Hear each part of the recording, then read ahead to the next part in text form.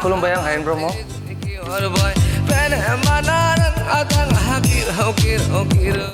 आं दिनै नोंथांमोननि गेजेराव फैनायनि खारनानो जाहैबाय फैबाय थानाय गोदान बोसोर एबा बैसागु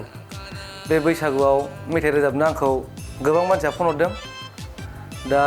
बे फन हरनायनि गेजेराव खायसे आदा एसे खम खालामदो सोरबा बुंहरो एसे अननानै फैदो आलासि जाथावथाव बेनिखायनो आं सानदों आंनि गोसो गोरबोनिफ्राय देग्लाय टटेलि माने आङो थाइसेबो फैसा लायालासिनो नोंथांमोननि गेजेराव मेथाइ रोजाबनोसै नामा होननानै गोसोखांदों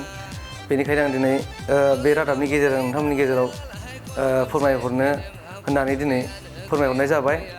आरो गोबां सिंगारफोर दङ बिथांमोना गाज्रि मोननो हागौ आरो आं दिनै निउसखौ अलरेडि बिथांमोना बुकिं जाखाबाय टाइमबो गैखाला बुकिं जानायनि अलरेडि जाखाबाय मानसिफोरना पस्टार ओंखारजोबखाबाय ओंखायनो आं दा नैबेखौ निउसखौ फोसावबाय आरो गाज्रि मोननो हागौ खायसे सिंगारफ्रा बिथाङा फ्रियाव गानानै जोंखौ एसे अपमान खालामनाय मानाय बेफोरखौ साननो नाङा गाज्रि मोननाङा आं जास्ट आं टाइम मोननायखायसो बे खामानिखौ मावनो आवगायदों आरो एसेनोसै जायखिजाया आंथ' क'क्राझाराव थायो आरो चिराङावबो थायो खाथि नालाय न'आ आंना चिराङाव आं क'क्राझाराव थायो आरो क'क्राझार चिरांनि गेजेराव आङो बारा एथ' माबा मोनाखै थांलाय फैलाय हान्थामेलाखौ खिन्थु गोजानाव लांनोबा आंखौ अननानै लांफैनांगोन आरो लांफैनांगोन दोनफैफिननांगोन आंहाबो एथ' थाखा फैसा गैया नालाय थांलाय फैलाय एथ' फैसा खरस खालामनो हानायनि एथ' गोहो गैया बेखौ अननानै आंखौ जुदि नोंथांमोना नांथारगौबा ओरैबायदि थायो खायसे गामियावहाय दिनैसिमबो सिंगार लेंहरफेरनो हायाखै खिन्थु सिंगार लाबोनो गोसो जायो आरो आं मोनसे खोथा आरोना बेबायदि गिदिर स्टेजाव आं थाङा जि जायगायाव अलरेडि सिंगार फैखानाय सिंगार लेंहरनो हाखानाय आं जायगायाव थाङा जेराव अलरेडि सिंगार रावबो गैया लेंहरफेराखै आरो लेंहरनो गोसो जायो नुफेराखै खायसे गामियावहाय बोराय बुरिफ्रा गोजान थांनानै प्रग्राम नायहैनो हाया बेफोरबायदि जायगायावसो आं थांगोन आरो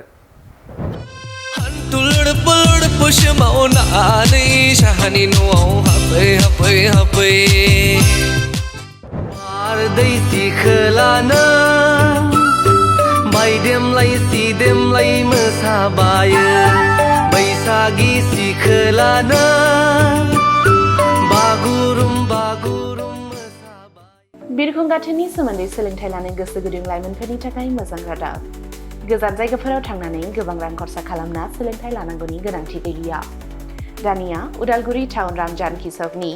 हटेल फामि पेलेसनि 4th फ्ल'राव बोसोरसेनि फोरोंथाइ होनो थाखाय लोगोआरि जाना आपग्रेड एभिएशन एकाडेमिया नोंथांमोननि थाखाय मोजां खाबु लानानै फैबाय cabin crew ground staff cargo executive airport retail utility airport management आरो हस्पिटालिटी मेनेजमेन्टनि थाखायबो इन्टारभिउ होनो हानायनि फोरोंथाइ होयो आपग्रेड एभिएशन एकाडेमियाव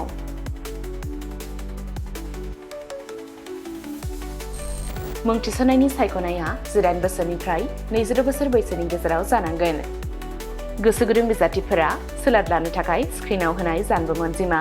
96783-60226 आव कल खालामनो हागोन जब प्लेसमेन्टआ 100% रोखा जागोन होनना मिथिहोदों आपग्रेड एभिएशन एकाडेमिनि सामलायगिरि बिथांमोनहा बेजों लोगोसेनो बिरखं दावबायनाय एभिएशन दावबायग्रा थावनि टुरिजम आरो आलासि सिबिग्रा थावनि हस्पिटालिटी बे मोनथाम फोथाराव रोखायै खामानि नागिरना होनो एबा प्लेसमेन्ट होनो हागोन होनना रोखा खालामना होदों एकाडेमि सामलायगिरि बिथांमोनहा